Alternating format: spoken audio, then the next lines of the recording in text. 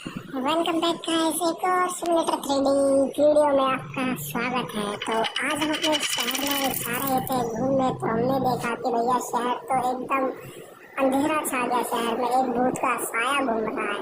तो हमारे बंटी भाई अपनी फॉर्च्यूनर लेके निकलते हैं, बिल्कुल वाइट एंड रेड आके उसकी लाइट रेड करने के बाद वो निकल जाते हैं शहर से बाहर कुछ सामान के लिए। और वो सामान लेने जा रहे कहाँ, अपने घर से तो बाहर निकल गए, रोड पे तो खो गए ना। तो इसी बार वो अपने दोस्त को कॉल करने की सोचते हैं, गाड़ी में से उतरते ही नहीं है। तो उनका दोस्त बोलता है, नहीं भाई मैं नहीं आ पाऊंगा, शहर में बहुत नहीं घूम रही है कमला नाम की, तो मैं नहीं आ पाऊंगा। उसके बाद अपनी गाड़ी में बैठते हैं और अपना देखते हैं कि उतर के आगे कौन है ये कमला। फाइनली उतरने के बाद वो अपना चारों ओर घूमते हैं। उसके बाद उनको एकदम दिखता है कि साया सामने से आंधी का भी है। उसके बाद उतर के अपना गाड़ी में बैठ जाते हैं। थोड़ी सी दौड़ लगाने के बाद भाई रुकते हैं। तो गाड़ी के पास आने के बाद अपनी वीडियो कैसी लगी आप मुझे बता दें। Thank you.